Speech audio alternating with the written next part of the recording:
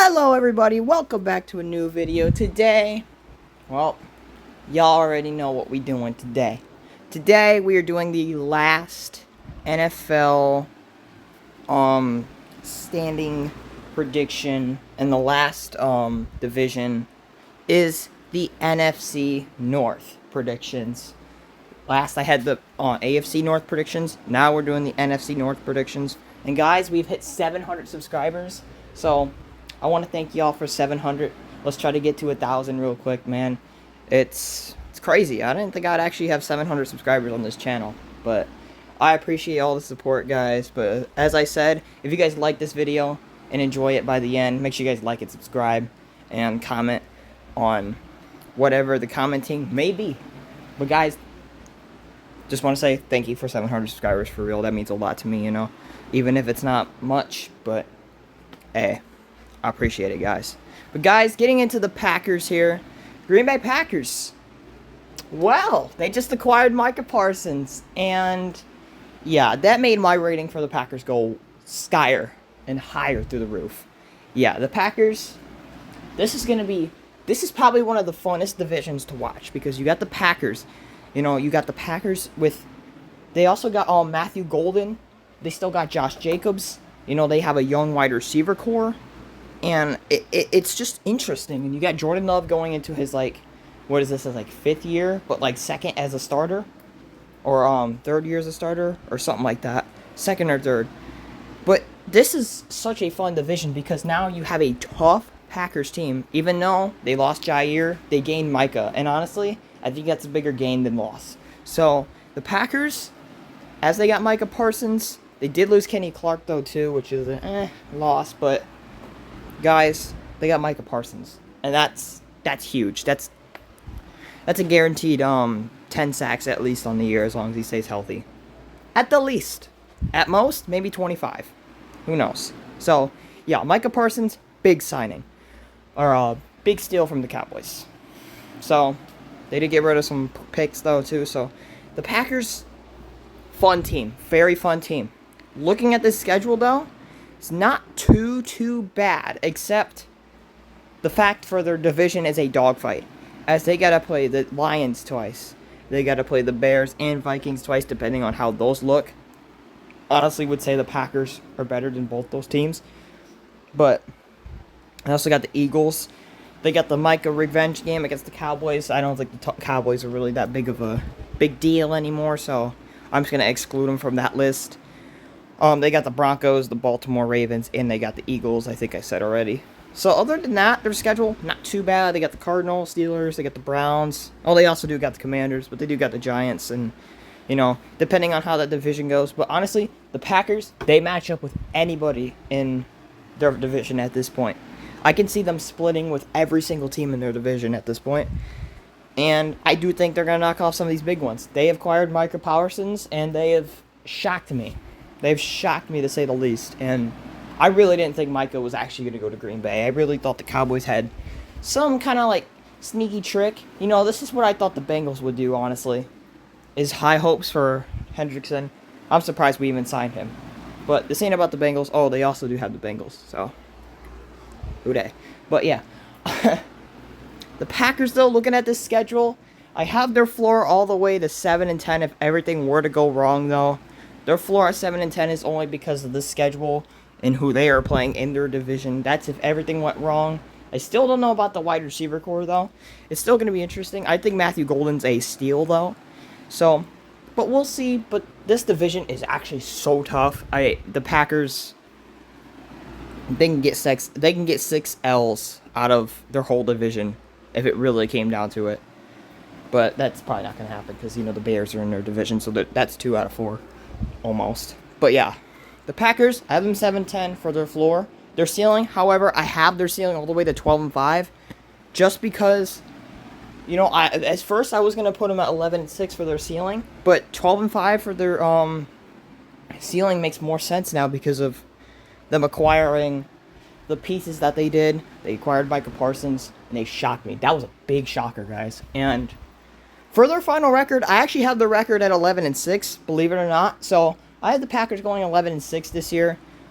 So they'll take a little bit more of a step up. So yeah, but I really wanted to give the Packers a higher record, probably like a 12-5 record. But I really hesitated because this division is really tough, and I just these first two games is gonna be tough. But with Micah Parsons now, that increased my rating. Originally, I was gonna have the Packers at 10-7, but or 9-8, one of those two. But yeah, I have the Packers at 11-6. So there's that. Next up, you got the Chicago Bears. Oh man, the Bears got Ben Johnson from the Lions. They also got Luther Burton in the draft. They also got Colston Loveland from Michigan, which is interesting. So they really want offense this year, but it kind of makes sense too because their defense was really good last year and they're trusting that defense. Obviously, the big question for the Bears is run game and Caleb Williams, and also offensive line. So offensively, I don't know about the Bears now because their offensive line is kind of Caleb Williams, he's had some flashes in preseason again, but also had some dookie flashes like he did before. I do think he's going to be much improved than last year, and also that run game's just a question. If they can keep Caleb Williams and he can just stop getting sacked like always, and he can just throw the ball downfield, I think they'll be fine as a team. Now, for that to happen, the offensive line would have to obviously fess up to doing their job, and also Caleb Williams has to stop like taking sacks like crazy because he's also took a lot of unnecessary sacks before. So it's kind of like a pickle with that whole, it's kind of a three-way train right there. So yeah, the Bears. Other than that, I really do like their defense. So yeah, worst comes to worst, Bagent comes in. Bagent, whatever, Tyson, whoever the frick the guy is. But he also looked pretty solid in preseason. But yeah, Caleb Williams is the story here.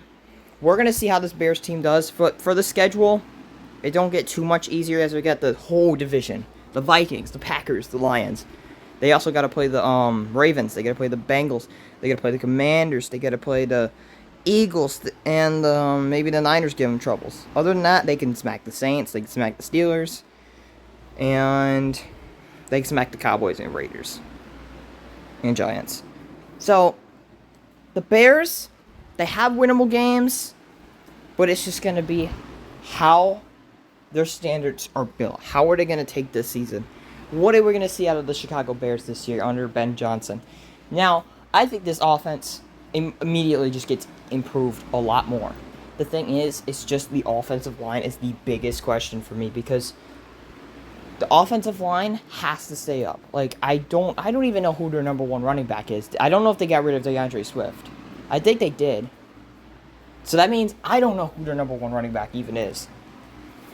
So that whole wide receiver core with Rome Odunze, Luther Burton, DJ Moore, and whoever, and Cole Kmet, they have a lot of downfield people. So it's like the offense I could see doing really insanely good, but I also could see it being bad because of the offensive line and run game. So it's kind of a hit or miss for me with the Bears. So therefore, I have their floor all the way to 5-12. I do think the Bears win more than 4 games this year. So yeah, I do have their Bears floor at 5-12 because I know they improved a lot of other things. They also did get Ben Johnson. We got to remember that. So I don't think they're gonna win less than 5 games. So I do think if worst comes to worst, they'll win 5 games this year. So that's better than nothing, right? But I just don't know. It's really hard telling for me with Chicago because it's like there's just a lot of questions on an offensive line to me, and a lot of that run game. How is that run game gonna work? If they had like a really good running back, I could see it doing really good. And then okay, maybe if they get a good run blocker too, maybe something could be there. But I really just don't know who the number one running back is really. I think they got rid of Swift, so even if they had Swift, I still question it because Swift is getting older and stuff too. So if they have Swift though. But my floor for the Bears is gonna be 5-12. My ceiling, however, for the Chicago Bears, I have their ceiling at 10-7. I hesitated with this one too because I was like, How high do I want their ceiling to go? Because I don't have too high expectations for the Bears, but I have a lot of hope for the Bears this year too. So my ceiling for the Bears is 10-7. I know a lot of people might say higher or lower, but 10-7 I feel like sets the mark for that. It's a basic record, so it's not too bad. It's not too much. You know, that's basically the highest they can go is playoffs. That's what I'm talking about. 9-8, 10-7, playoffs. If they can make it through this tough division and win these easy games, like I said, like the Giants, the Saints, and the Steelers and stuff like that, then, you know, maybe they can slip in a playoff spot. But other than that, I don't see them exceeding 10-7, because that's a little bit crazy for the Bears. My official record, unfortunately for Chicago, though, I do have them going 8-9. Too many question marks for the offensive line. Too many question marks at running back. Too many question marks just with that whole, like, 3v3, you know? And, yeah, that's my Bears prediction. I have them going 8-9 this year. Possibly coming last in the division. Possibly coming third in the division, depending on what I decide for the Vikings. Well, there was your hint. I said the Vikings were going to be the tie for this, so there you go. But, speaking of the Vikings as well, we're moving on to the Minnesota Vikings here. Oh boy, the Vikings. Crazy season with Sam Darnold. Just crazy. Just crazy. They made him look like Jesus out there throwing the ball, and they saw the Rams and were like, okay, we can beat the Rams. Nope, they can't.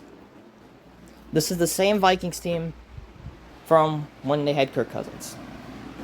But it's different now because J.J. McCarthy is finally getting the start that he's getting in Minnesota because he got injured last year. And McCarthy, it's McCarthy time. We're going to see how he does with the Minnesota Vikings. They had a crazy successful season. But since that, they get an amazingly tough schedule. Amazingly tough schedule. Probably one of the hardest in the league looking at the schedule. And it's brutal. It's pretty brutal, except for, like, the Browns, you know. That's a win. Just give them a W there. But the team they have, right? The team they do have. It's like, I don't know how to explain it. Because they have a crazy built team. Their defense is really good. Their offense is insanely good. This just comes down to the question on McCarthy. How is he going to perform? This is my question with the Vikings all year. How is J.J. McCarthy going to perform? And a lot of Vikings fans think, okay, this is a playoff season, but I really don't know. Now, the Vikings, they required Rondale Moore, but he got hurt for the year, so he's cooked. And they required some other teammates. But mainly, this is J.J. McCarthy. What is he going to look like? How is he going to come out of, you know, being injured and that? And how is he even going to look? That's the almighty question for the Vikings, because they're not just going to jump in this season and be like, okay, we're winning all of these games. We're just going to come out with wins, you know, against... I mean, I could see them going like 2-0 or something, but it's really just like... I don't know. I don't know about the Vikings, guys. I really don't. I'm going to be honest. Like, I really love that offense. If it was like a quarterback say, if Jared Goff was behind the Vikings, then I would see like a, you know, like maybe like 11-6, 12-5 Vikings team. But this is J.J. McCarthy, and we don't know what he looks like. And we don't know what he's going to look like coming out of this. But looking at the schedule, it's freaking brutal. You got the Bears twice. You get the Lions twice. You get the Packers twice. You got the Ravens. You got the Bengals. You got the Falcons. You got the Eagles. You got the Chargers. You got the Commanders. You got the Seahawks. This is a tough schedule. Obviously, they do have like some easy games, like the Giants, the Steelers, and Browns. But this is a really odd season for the Vikings because they got a first-year quarterback that got hurt in preseason last year, and technically he should be a rookie if that preseason didn't count. So basically, this is his second year without no experience. So my floor for the Vikings is going to be a 6-11 record. I have their floor at 6-11 just due to the fact that, like, too many questions with J.J. McCarthy, you know? Too many questions with that.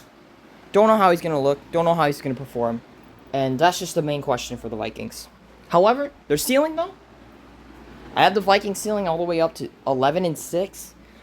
In case like McCarthy's really good, that's just my expectations for the Vikings. It's just making the playoffs with a quarterback that has had no experience in the NFL at least, and that's just the end of that. And for my official record, this is gonna make a lot of people mad, but oh boy, I have the Vikings going 8-9 as well as the Bears, and it's just because I know a lot of people have high expectations for this team, but trust me. You can't have high expectations for a quarterback that has not played a snap of the NFL quite yet. In a regular season game, in fact. Maybe the preseason, but the regular season.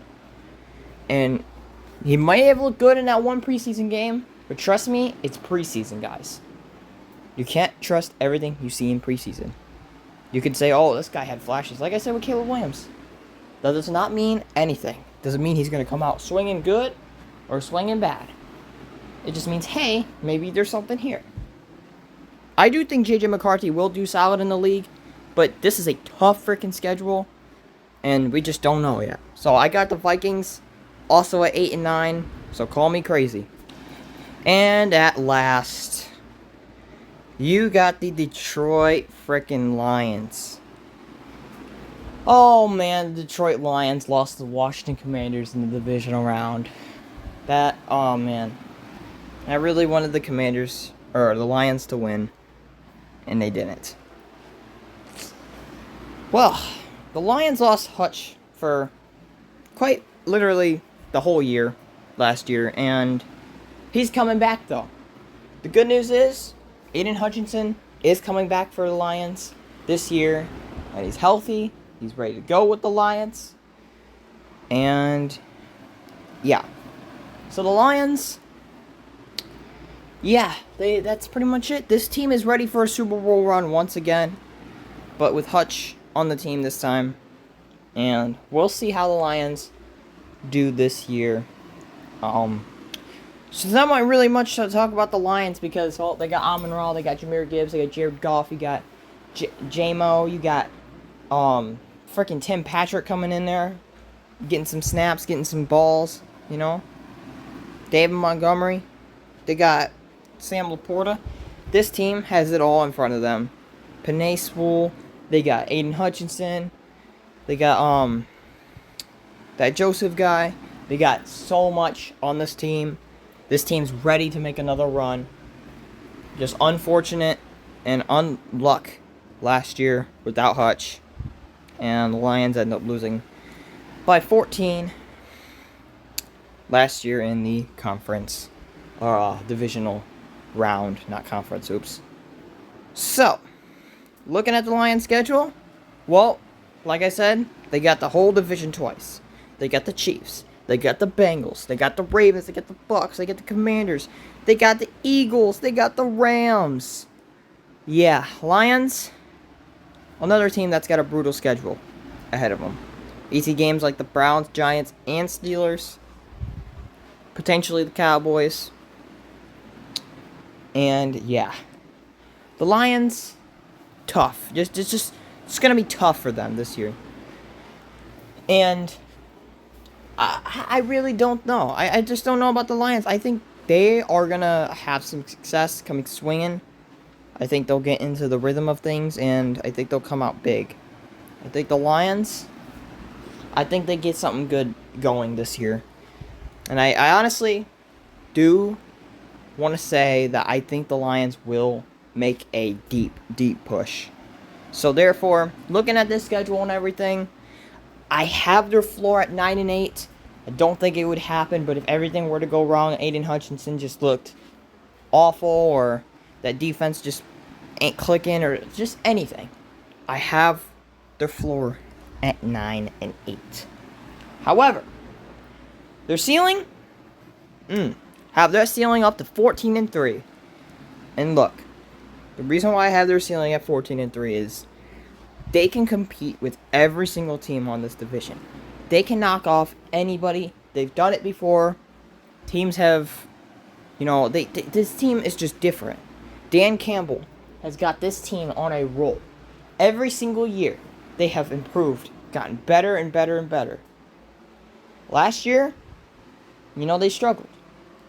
They did struggle. Just because they lost Hutch. Not in the regular season, but they struggled against the Commanders, which I still don't know how the Commanders did that season. But that's just it to it. And this Lions team, I have them winning the NFC North once again, going 13-4. And that's it, guys. For all of my record predictions in the NFL, all the teams, and everything. And yes, guys, that's the end of this video.